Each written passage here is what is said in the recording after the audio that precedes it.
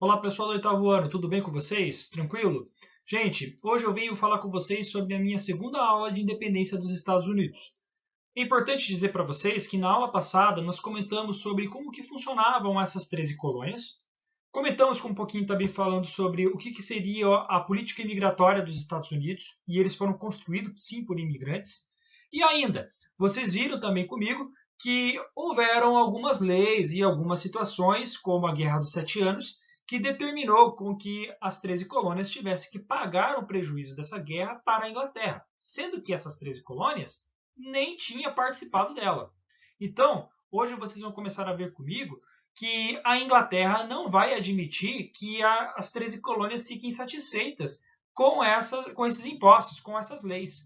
E é a partir daí que começa a surgir a famosa independência dos Estados Unidos da América. Vamos lá?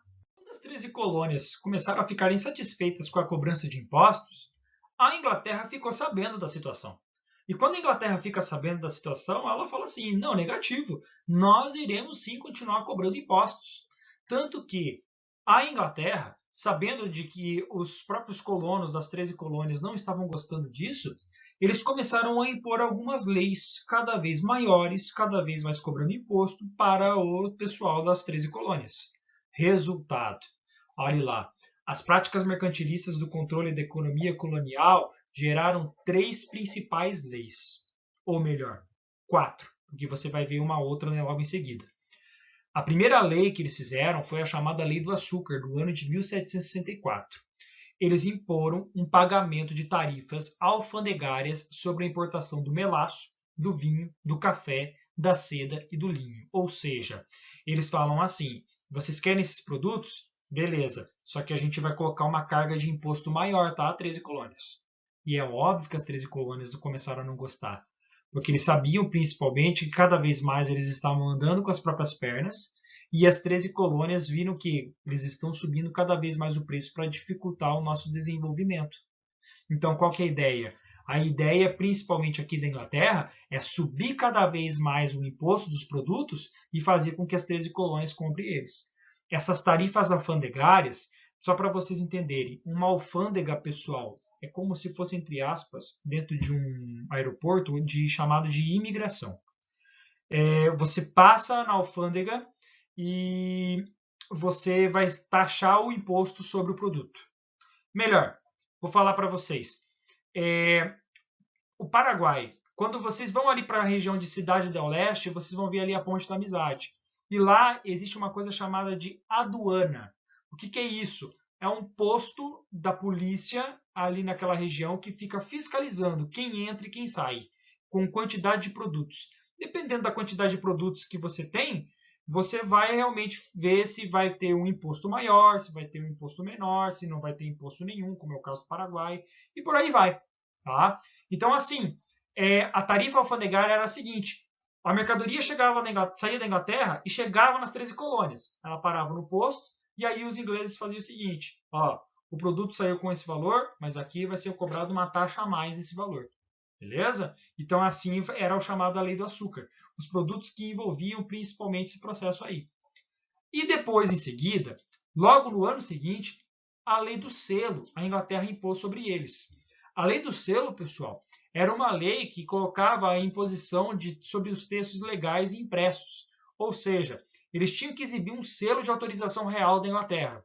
Se você não tivesse esse selo, o seu documento não poderia ser considerado legal, ou seja, oficial. Então, além disso, de você produzir o documento, você tinha que autenticar, autorizar, transformar ele de forma legal, oficial. Como?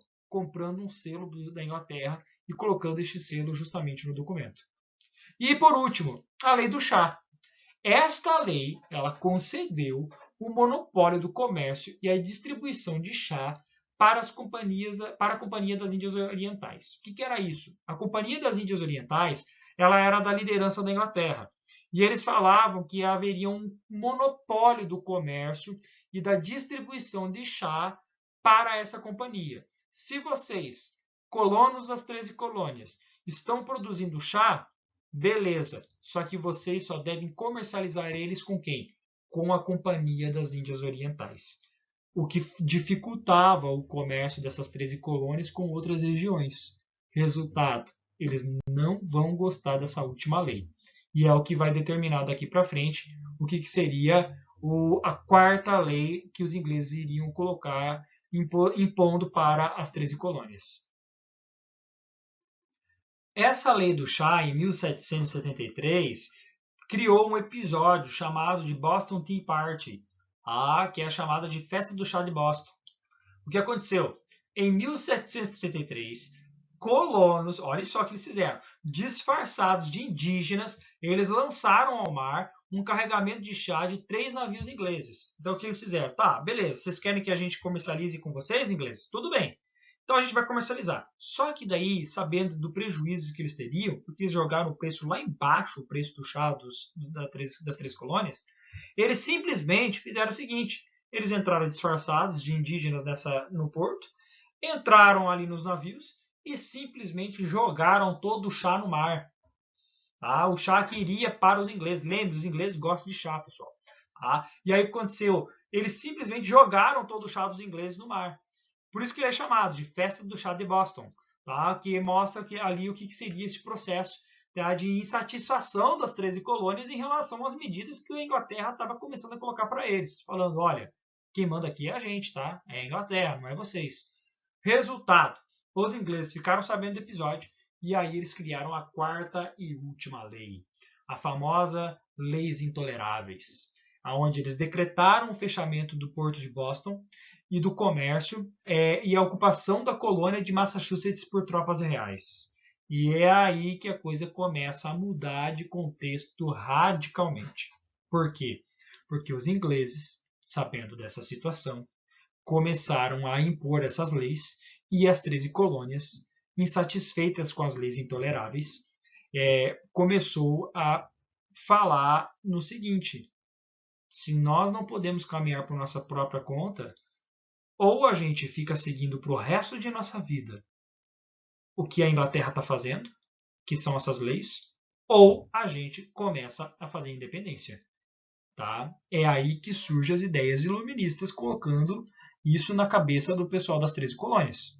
Tanto que quem não cumpria as leis intoleráveis, quem não aceitava, acabava morrendo nesse exato momento. Essas leis eram importantíssimas, segundo a Inglaterra, para que os colonos seguissem. Quem não segue, morre. Ou ainda, se você não quer seguir, se você fosse das 13 colônias, a única medida seria qual? Justamente uma independência. E é a partir daí que as 13 colônias começam a fazer isso. É nesse contexto, pessoal, que as coisas vão começar a mudar. Então, depois de lei do chá, lei do selo, lei do açúcar e ainda, por último, as leis intoleráveis, vocês vão começar a perceber que a ideia de conseguir fazer a independência estava muito mais próxima do que eles imaginavam. Tanto que, logo após as leis intoleráveis, alguns líderes de várias colônias começaram a formar o famoso Primeiro Congresso Continental da Filadélfia. Lembram da cidadezinha que eu falei na primeira aula para vocês? Então, a Filadélfia foi o centro de reuniões relacionadas a esse processo de independência. Só que nesse primeiro congresso, eles não fizeram a assinatura de uma independência. Eles simplesmente determinaram o seguinte: pessoal, como uma medida de protesto, de resistência contra os ingleses, nós iremos fazer o seguinte: nós vamos boicotar a compra de produtos ingleses. Qualquer navio inglês que chegar a portar dentro das 13 colônias e eles tiverem produtos ingleses, nós não compraremos nada deles. A influência iluminista e essas medidas fizeram principalmente, as medidas da metrópole que eu digo, fizeram principalmente que várias lideranças da colônia começassem a ideia de fazer uma ruptura com a Inglaterra. Não era apenas depois como protesto. Eles falaram, esse é o primeiro passo que nós vamos fazer. Que é o quê? Boicotar os produtos ingleses. Porque no segundo momento, se isso continuar dessa maneira, nós iremos conseguir a independência. Óbvio que não havia uma ideia assim consensual, ou seja, não tinha um consenso das 13 colônias de ter uma independência. Olha lá, o próprio Sul mesmo ficou com medo. Falou, se a gente fizer a independência, vocês acham que não pode ter uma revolta de escravos? Só que daí, o pessoal aqui do primeiro congresso da Filadélfia falou o seguinte: só que se a gente não se unir agora, nós vamos ficar simplesmente fazendo o quê? Pagando imposto para o resto de nossas vidas para a Inglaterra. E é o que a gente não quer. Tanto que, no segundo congresso, aconteceu o que ali, ó, um ano depois, eles votaram pela separação que formou uma comissão para redigir a Declaração de Independência.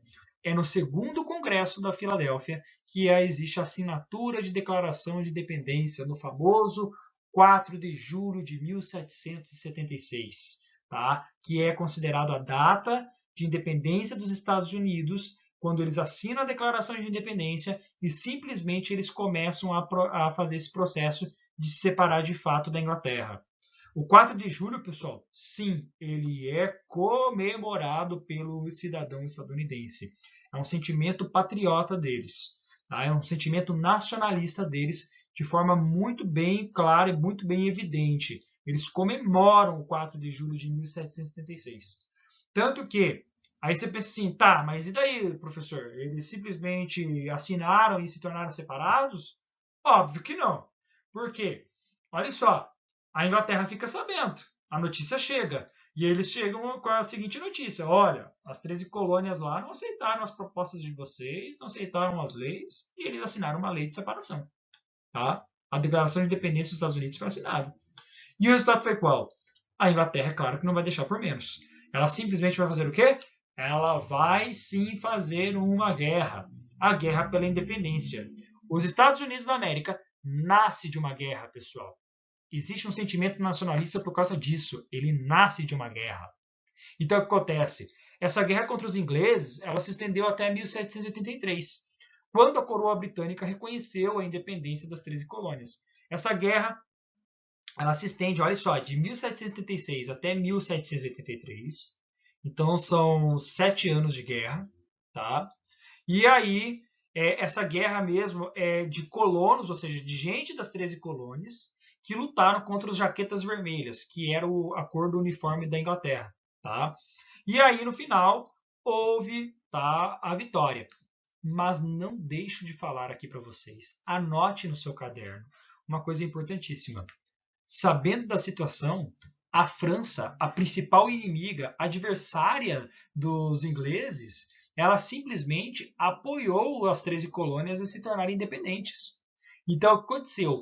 A França simplesmente ela acaba fazendo esse processo e ela se junta com o exército das 13 colônias para vencer os ingleses. Tanto que ela apoia financeiramente as 13 colônias e tudo mais.